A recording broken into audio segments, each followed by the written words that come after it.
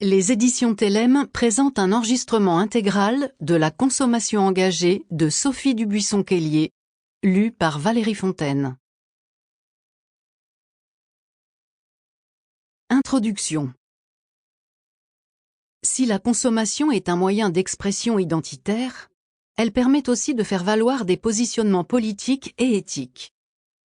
Chaque individu peut user de son pouvoir de consommateur pour manifester son soutien ou son désaccord vis-à-vis de pratiques d'entreprise, en achetant certains produits ou en boycottant d'autres. La consommation engagée traduit ainsi la volonté des citoyens d'exprimer directement, par leurs choix marchands ou par leur mode de vie, des positions politiques. Dans la première enquête que le Centre de recherche pour l'étude et l'observation des conditions de vie, CREDOC, consacra aux représentations et pratiques de la consommation engagée en 2002, 38% des Français disaient tenir compte des engagements des entreprises lorsqu'ils achetaient un produit. Une vingtaine d'années plus tard, le baromètre Greenflex ADEME de la consommation responsable indique que 76% des Français se déclarent mobilisés en faveur d'une consommation responsable. Au niveau européen, l'European Social Survey constatait que la consommation engagée concernait 27% de la population en 2002 et près d'un tiers des Européens aujourd'hui. En 20 ans, la consommation engagée est devenue un trait de nos sociétés contemporaines.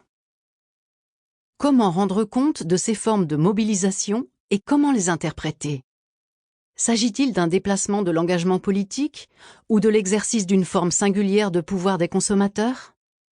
Quels sont les contours de ces mobilisations ? Quels sont les principes d'organisation collective derrière ce qui apparaît comme des actes individuels ? Existe-t-il un pouvoir politique des consommateurs ? La consommation engagée est une forme d'action collective qui revêt des aspects très hétérogènes. Il peut s'agir de suggérer aux consommateurs de modifier leur choix de consommation en fonction de considérations éthiques et politiques. La forme la plus connue de ce consumérisme est le boycott, avec son pendant le boycott, l'invitation à refuser d'acheter certains produits et ou à en privilégier d'autres. Mais l'engagement des consommateurs peut consister à militer contre la consommation de masse, à dénoncer certaines pratiques d'entreprise, à lutter contre l'excès de publicité ou le gaspillage alimentaire, à expérimenter et à promouvoir individuellement ou collectivement des modes de vie plus frugaux, à repenser les rapports à la nature ou encore à inventer des modes de subsistance. Ces différents engagements ont en commun de faire de la Sample complete.